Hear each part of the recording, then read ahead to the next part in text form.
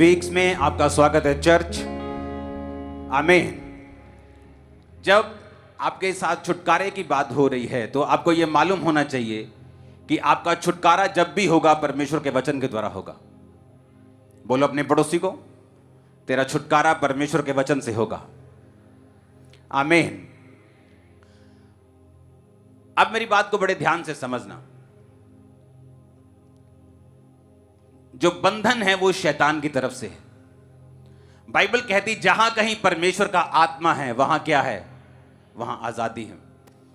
जितने बॉन्डेजेस हैं, जितने बंधन हैं, वो सब शैतान की ओर से हैं।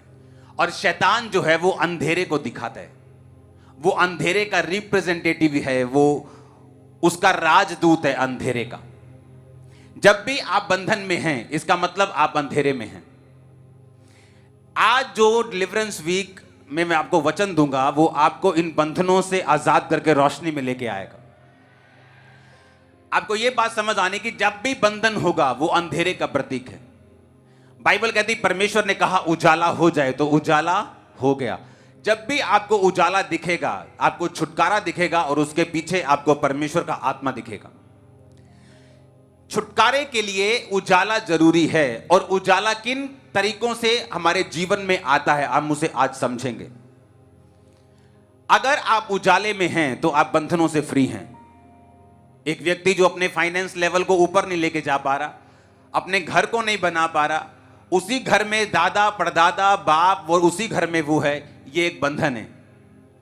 वो अपनी मिनिस्ट्री को ग्रो नहीं कर पा रहा, वो अपनी लाइफ को ग्रो नहीं कर पा रहा, वो अपने फाइनेंस को ग्रो नहीं कर पा रहा, वो अपने बच्चों के लिए कुछ नहीं कर पा रहा। ये परमेश्वर की ओर से नहीं है। और इसीलिए बाइबल कहती कि प्रभु यीशु मसीह ने कहा जाओ और सब लोगों को शुभ समाचार दो। क्या शुभ समाचार? परमेश्वर ने सिर्फ आपको आत्मिक उद्धार देने के लिए नहीं बुलाया, परमेश्वर ने आपको ओवरऑल ब्लेसिंग देने के लिए बुलाया है। हालेलुया। सिर्फ 2 जन चाहिए किसी को चुप कराने के लिए, 10 जन नहीं चाहिए। हालेलुया। कितने इस बात को समझ रहे हैं? अब जब आपको यह मालूम है कि मेरा छुटकारा रोशनी में होगा, तो रोशनी आज हम 2 तरीके से समझेंगे हमारी लाइफ में किस तरह एंटर करती है।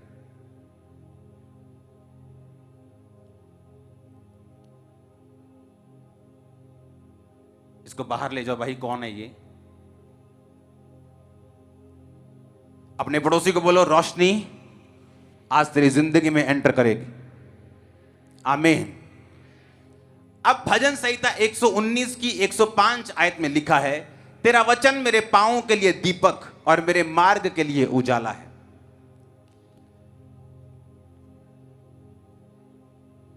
परमेश्वर ने क्या कहा? तेरा वचन जो है, किसका वचन? परमेश्वर का। मेरे पांवों के लिए दीपक, रोशनी और मेरे मार्ग के लिए उजाला है। एक रोशनी आपको परमेश्वर के वचन से मिलती है, दूसरी रोशनी आपको जीवित चर्च से मिलती है। आप मेरी बात समझ पा रहे कि नहीं?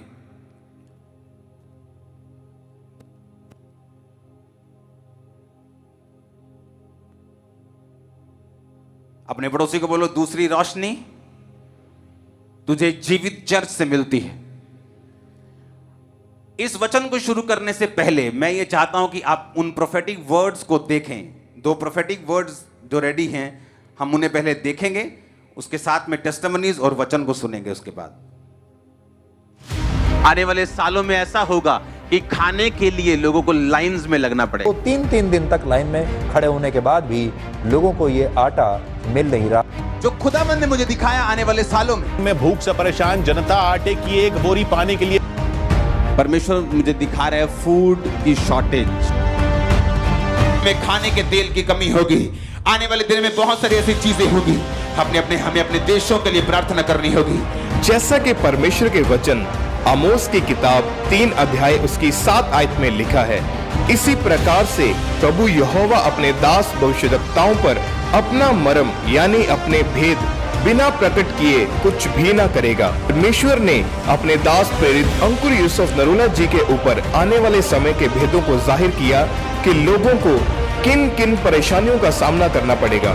परमेश्वर के दास ने 12 जनवरी 2020 को बताया कि आने वाले समय में आप भिन्न भिन्न और बड़े देशों में फूड शॉर्टेज की न्यूज को सुनोगे। आप तो बहुत खुशहाल हो क्योंकि यहाँ कोई कमी नहीं है। आपकी जमीनों से अन्न उगता है, कोई कमी नहीं। आप भूखे नहीं सोते हो, कोई कमी नहीं। लेकिन आने वाला समय ऐसा होगा, आने वाले सालों में ऐसा होगा कि खाने के लिए लोगों को लाइंस में लगना पड़ेगा, सिर्फ खाने के लिए। फूड बड़ी सबसे बड़ी प्रॉब्लम होगा, दिक्कत होगी फ्यूचर में।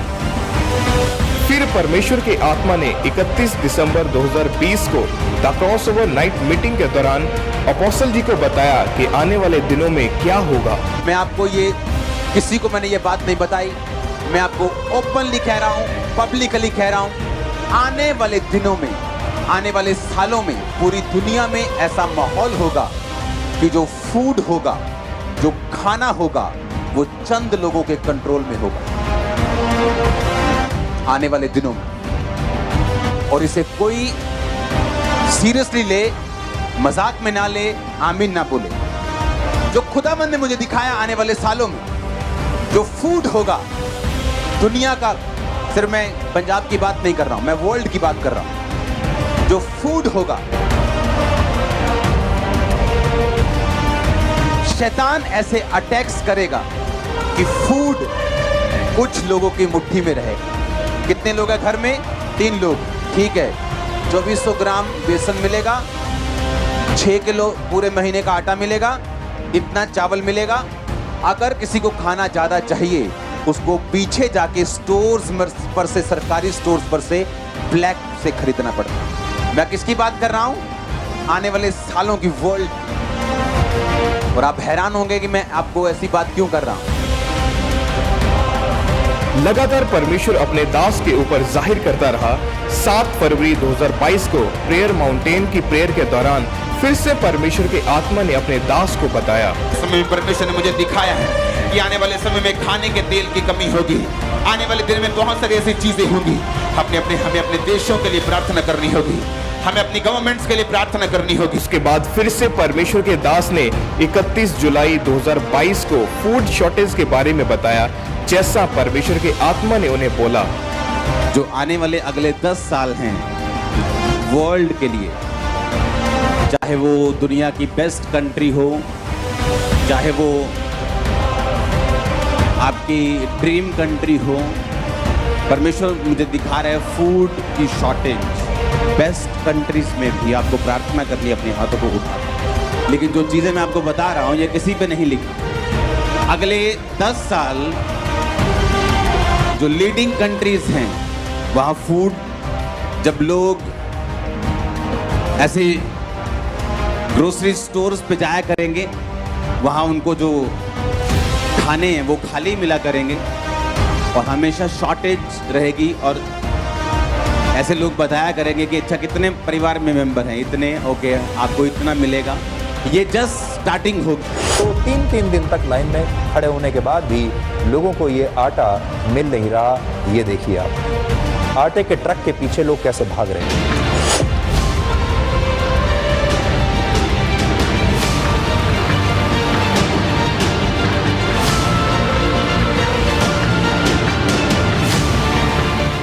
हमने इन भविष्यवाणियों को पूरा होते देखा अलग अलग देशों में। अब इंग्लैंड, एक वो लास्ट पिक्चर जो कि हाँ ये दिखाओ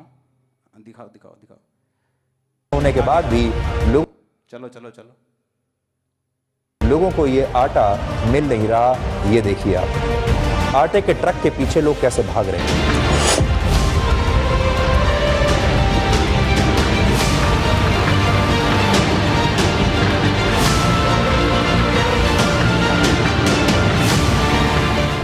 हमने इन भविष्यवाणियों को पूरा होते देखा अलग अलग देशों में। अब इंग्लैंड,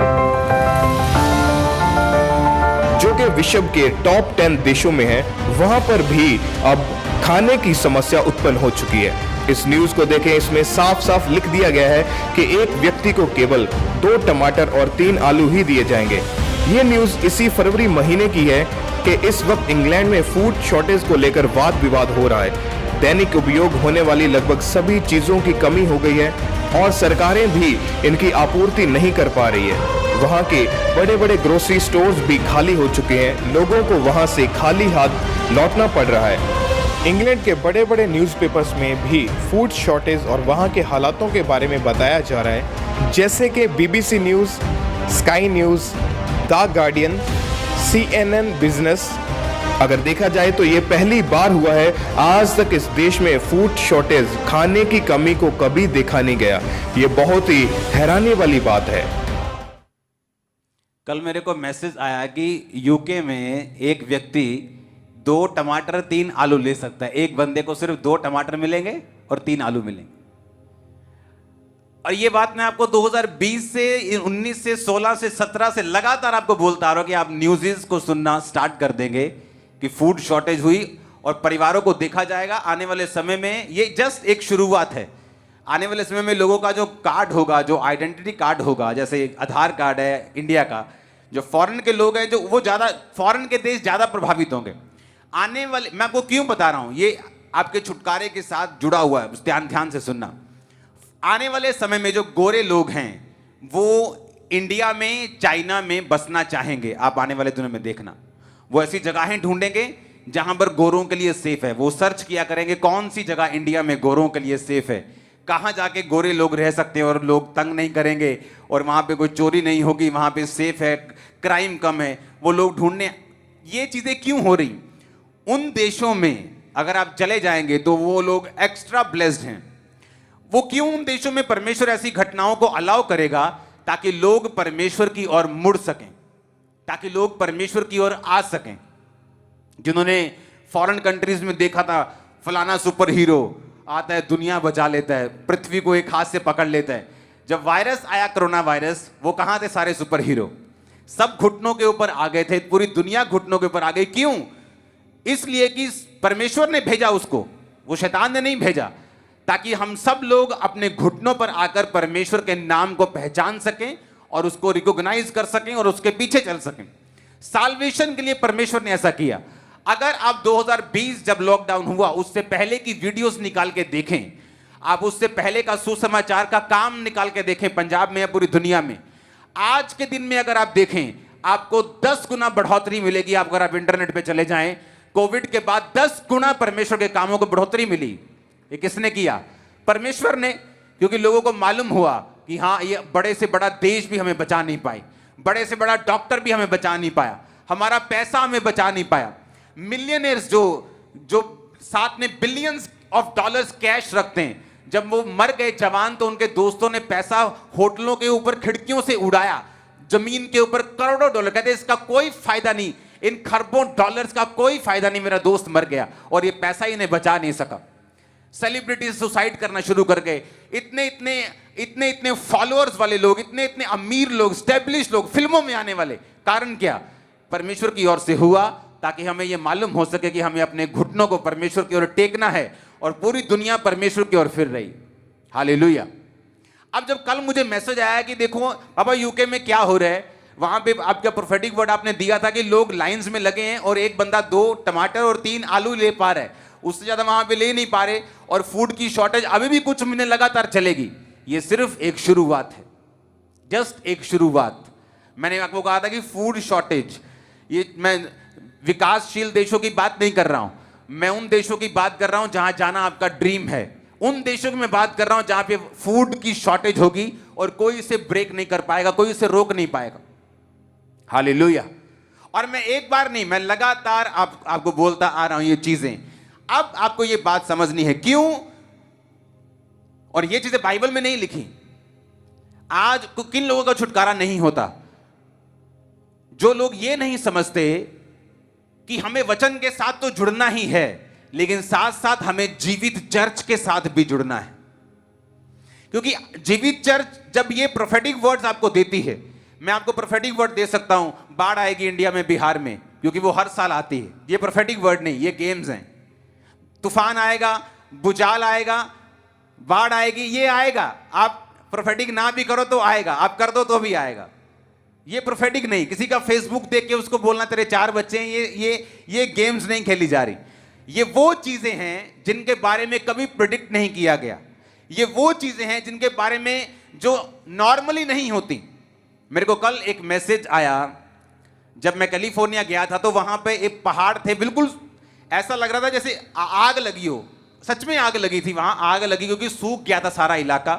और पूरा इलाका, जब मैं कैलिफोर्निया से कहीं हम घूमने के लिए शायद गए किसी लेक किस जगह के ऊपर, और रास्ते में जितने किलोमीटर हम गए कैलिफोर्निया में, पूरा येलो ब्लैक, पूरा ऐश से राख से भरा हुआ, पेड़ जले हुए, पूरा पीला पहाड़, पूरे येलो, पूरा घास सूख चुका पूरा।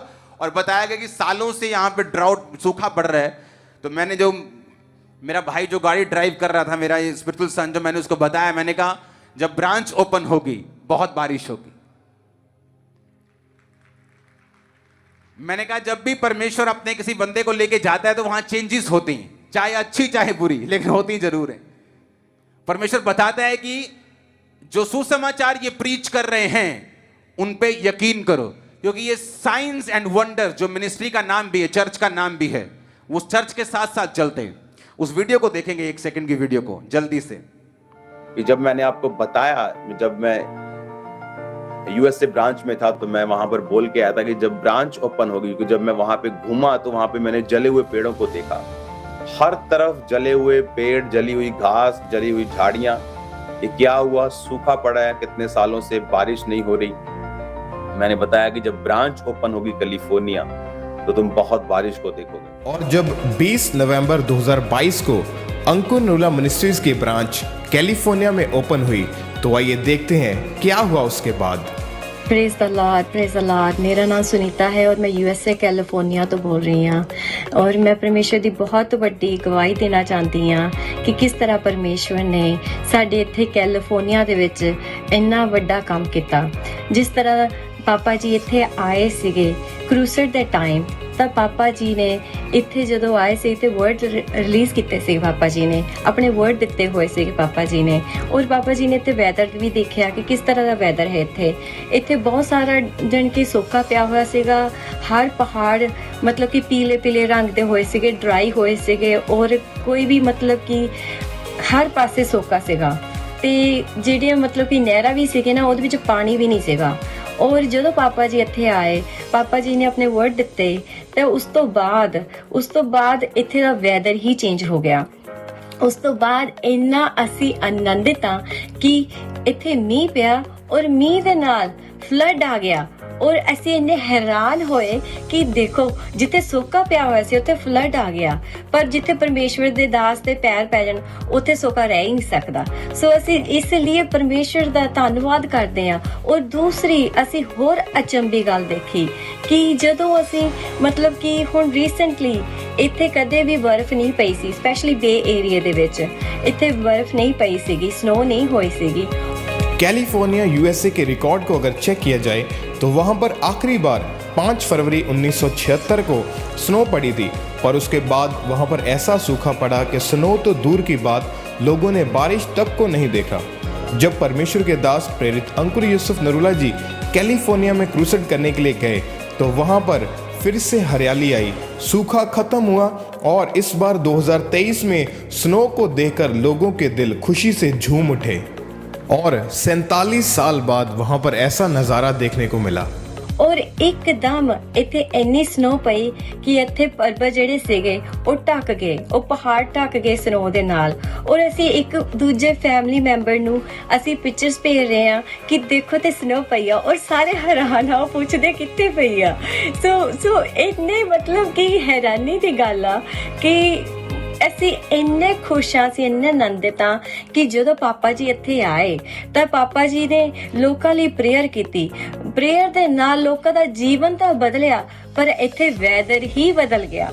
ਇੱਥੇ ਵੈਦਰ ਇੰਨਾ ਵਧੀਆ ਹੋ ਗਿਆ, ਇੰਨਾ ਵਧੀਆ, ਅਸੀਂ ਆਨੰਦਿਤ, ਅਸੀਂ ਖੁਸ਼ ਹਾਂ। ਔਰ ਅਸੀਂ ਪਾਪਾ ਜੀ ਦਾ ਔਰ ਮੰਮਾ ਜੀ ਦਾ ਦਿਲੋਂ ਧੰਨਵਾਦ ਕਰਦੇ ਹਾਂ ਕਿ ਉਹਨਾਂ ਨੇ ਸਾਡੇ ਬਾਰੇ, ਯੂਐਸਏ ਕੈਲੀਫੋਰਨੀਆ ਬਾਰੇ ਆਉਣ ਦਾ ਸੋਚਿਆ, ਪਰਮੇਸ਼ਵਰ ਨੇ ਉਹਨਾਂ ਨੂੰ ਉੱਥੇ ਬੁਲਾਇਆ। ਸੋ ਅਸੀਂ ਧੰਨਵਾਦ ਕਰਦੇ ਹਾਂ, ਮੈਂ ਪਰਮੇਸ਼ਵਰ ਦਾ ਬਹੁਤ ਧੰਨਵਾਦ ਕਰਦੀ ਹਾਂ।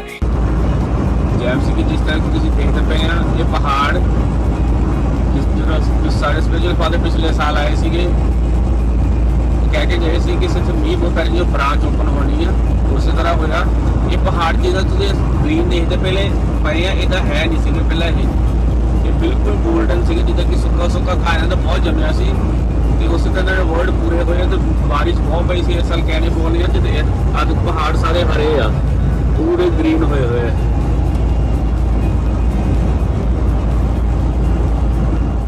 ਤੇ ਹੁਣ ਜਦੋਂ ਸਾਡੀ ਬ੍ਰਾਂਚ ਜਿਹੜੀ ਆ ਨਵੰਬਰ ਦੇ ਵਿੱਚ ਖੁੱਲੀ ਸੀਗੀ ਤੇ ਦਸੰਬਰ ਪਹਿਲੀ ਤੋਂ ਬਾਰਿਸ਼ਾਂ ਸ਼ੁਰੂ ਹੋ ਗਈਆਂ ਤੇ ਹੱਲੇ ਤੱਕ ਵੀ ਬਾਰਿਸ਼ਾਂ ਤੇ ਸਾਰਾ ਵੀਕ ਮੋਰੇ ਵੀ ਬਾਰਿਸ਼ਾਂ जोर से ਨੇ हालेलुया ਦੱਸੀਆਂ बोलो ਆ जरा। ਤੇ ਅਸੀਂ सुनो, मैं सुनो, ये प्रोफेटिक वर्ड कभी भी किसी को मशहूर करने के लिए नहीं होता। आपको ये बताने के लिए होता है कि आपको जो वर्ड्स दिए जा रहे हैं ये परमेश्वर की ओर से है। अब आप समझे कि नहीं? अब ये बाइबल में नहीं लिखा था, इसीलिए कौन से व्यक्ति हैं जो छुटकारा नहीं पा पाते? पहले जो बाइबल नहीं पढ़ते, दूसरे जो बाइबल के साथ तो जुड़े हुए हैं लेकिन किसी जीवित चर्च के साथ नहीं जुड़े हुए, जो रियल में प्रोफेटिक चर्च हो, वो फेसबुक वाली प्रोफेटिक चर्च नहीं, जो सच में आपको बता सके कि आपको किस तरह की तैयारी करनी है फ्यूचर में, किस तरह की तैयारी के साथ आपको अपनी लाइफ में चलना है, किस तरह की तैयारी के साथ आपकी लाइफ में अब क्या होने जा रहा है, आपको यह मालूम होना चाहिए।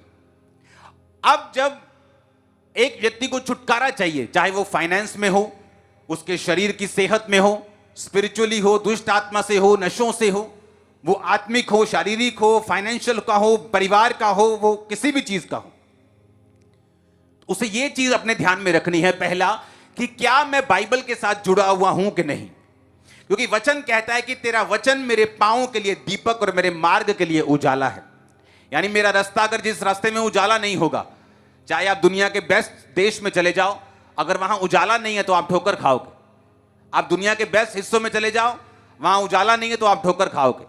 अगर उजाला नहीं है तो आपको दिशा नहीं मिलती, उजाला नहीं है तो आपको दिखता नहीं है कि आपने कहां जाना है, कहां गड्ढा है और कहां चारगाह है, कहां पार्क बने और कहां गड्ढे बने।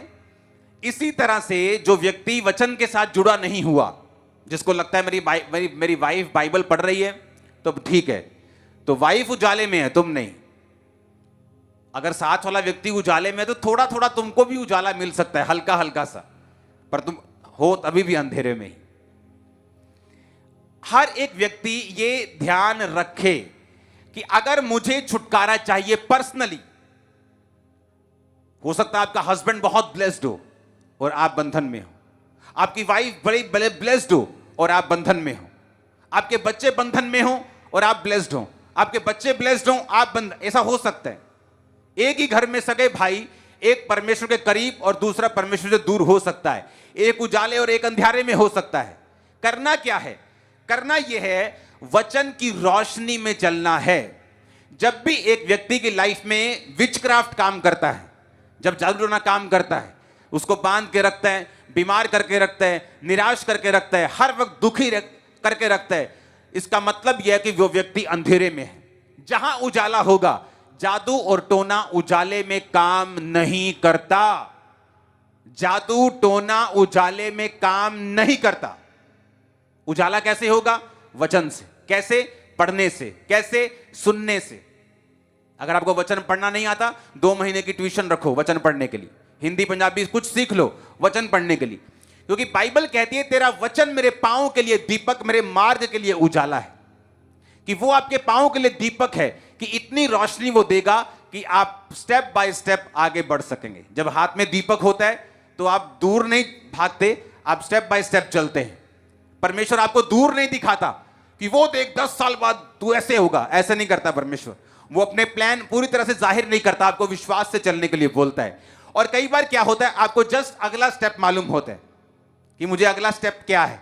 खुदावंद इतना ही गाइड करता है, अगला स्टेप चर्च में जा, फास्टिंग कर, मेहनत कर, जस्ट अगला स्टेप, अगला स्टेप, अगला स्टेप, अगला स्टेप।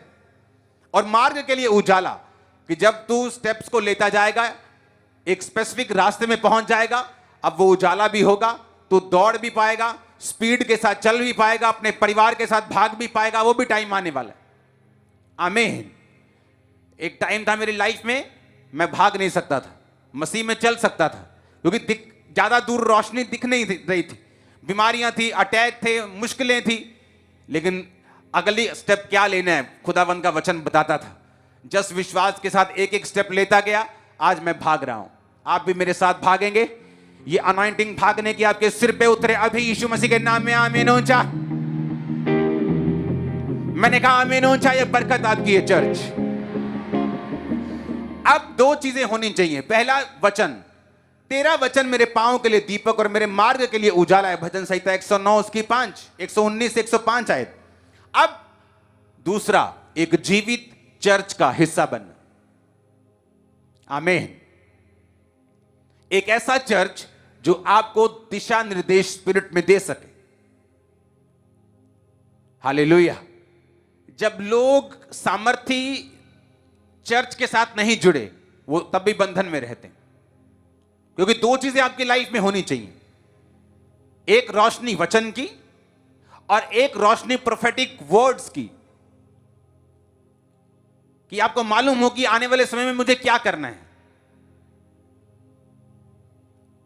आज पैसा बचाकर अगर प्रॉपर्टी खरीद लोगे तो फ्यूचर में बच जाओगे। अच्छे कपड़े नहीं खरीद सकते, मत खरीदो, लेकिन 2 मरले जरूर खरीद लेना। मैं आपको सच कह रहा हूं।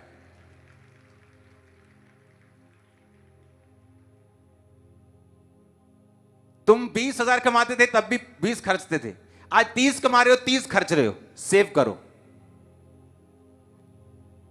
आने वाले समय में करेंसी बाप नहीं होगी, सोना और चांदी होंगे,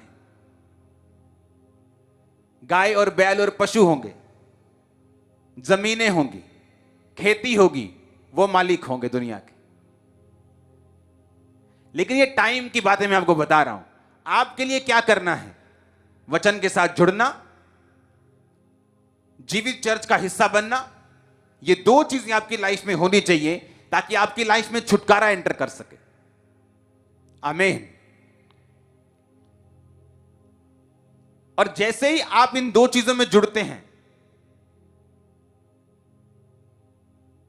आप चर्च में बैठे हैं, आप वचन को सुन रहे हैं, घर जाके वचन को पढ़ रहे हैं, एक दिन चर्च में बैठे वर्शिप कर रहे हैं, जस्ट परमेश्वर का आत्मा आपको छू लेगा। क्योंकि आप एक ऐसे चर्च में हैं, आप एक ऐसी संगति में हैं जहां परमेश्वर का आत्मा काम कर रहा है, जहां कोई पता नहीं किस संडे आपकी टेस्टिमनी बनेगी। और कई बार वो ऐसा संडे होता है जहां आपको बिल्कुल उम्मीद नहीं होती। ये मेरा एक्सपीरियंस है। आपका बिल्कुल मन नहीं होता उस दिन चर्च आने का, आप फिर भी चर्च में होते हैं। वो टेस्टिमनी ऐसे संडे के लिए परमेश्वर ने रखी होती है जब आप बिल्कुल डाउन फील कर रहे होते हैं कई बार। क्योंकि वचन के साथ जुड़े रहना और दूसरा जीवित चर्च में रहना, यह आपकी लाइफ के छुटकारे को निर्धारित करता है। आमीन। Discipline life. अंधेरा जब काम करता है तो डिसिप्लिन से करता है। जादू टोना करने वाले डिसिप्लिन से काम करते हैं। 2 बजे टूना करना है रात को तो 2 बजे ही करते हैं, 1:45 नहीं करते, 2:15 नहीं करते, टाइम पर उठते हैं, डिसिप्लिन से काम करते हैं। इतने मुर्गे चाहिए तो इतने ही चाहिए, डिसिप्लिन। अंधेरे के दुनिया में डिसिप्लिन है, लेकिन जो हमारी दुनिया है उजाले की, क्रिश्चियन जो दुनिया है, उसमें डिसिप्लिन की कमी है। आज प्रार्थना नहीं भी हुई तो कोई बात नहीं, आज वचन कोई नहीं पढ़ा तो कोई बात नहीं, इस संडे थोड़ा टैक्सी में सवारियां मिल गई, चर्च नहीं गए, कोई बात नहीं। अंधेरे की दुनिया डिसिप्लिन में है।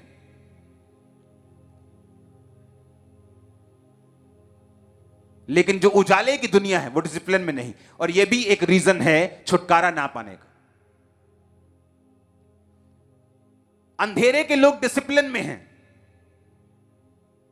लेकिन जो उजाले के लोग हैं वो डिसिप्लिन में नहीं।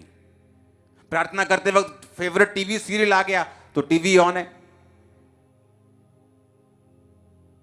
लेकिन जो अंधेरे की दुनिया है, अगर वो कह दे कि मुझे अन्न नहीं खाना इतने दिन तो नहीं खाना।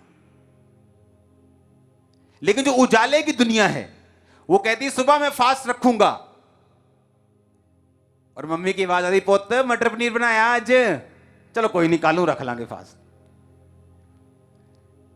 आज मटर पनीर देके फास्ट कैंसिल। हमारी दुनिया में डिसिप्लिन नहीं, लेकिन जो अंधेरे की दुनिया है वो डिसिप्लिन में चल रही है। कामयाबी इससे नहीं मिलेगी कि आप जीसस क्राइस्ट में हैं। कामयाबी इससे मिलेगी कि आपने बेनिफिट क्या उठाया, आपने वचन को कितना सीरियसली लिया है जीसस क्राइस्ट में आकर। प्रभु में आए, आपको एक अलमारी दे दी गई, अलमारी में 8 खाने हैं, 8 खानों में अलग अलग ब्लेसिंग्स हैं, चाबियां आपके हाथ में, अगर खोलेंगे नहीं तो आपको मिलेंगी नहीं। चाहे वो आपके पास है, आपके सामने है, पूरी अलमीरा, पूरी अलमारी आपके सामने, लेकिन तब भी आप खाली हैं, आपके हाथ खाली, आपका जीवन खाली, जब तक आप उस चाबी को, अगर सोना चाहिए तो सोने वाली, कैश चाहिए तो कैश वाली, चांदी चाहिए तो चांदी वाली, अगर जब तक स्पेसिफिक उस चाबी को, उस खाने को खोलेंगे नहीं, तब तक वो बरकत आपकी लाइफ में नहीं आएगी। आप क्रिश्चियन तो बन गए, मसीह में तो आ गए, प्रेयर कितनी है? 0। बाइबल रीडिंग कितनी है? 0। फास्टिंग कितनी है? कभी कभी भूख बहुत लगती है, शुगर है जी तो 12 बजे तक रखो, दवाई खाते हैं 2 बजे तक रखो। मैंने आपको थर्सडे तक बोला, हमारी फास्टिंग अभी भी कंटिन्यू थी और शायद फिर कंटिन्यू हो जाएगी। ये चीजें करनी आपको जरूरी है, क्योंकि अगर आप डिसिप्लिन में नहीं हैं तो ये बात याद रखो, वो अंधेरे के लोग जो जादू और टोने से आपको अंधेरे में लेके आना चाहते हैं, वो डिसिप्लिन में हैं, लेकिन आप डिसिप्लिन में नहीं हैं।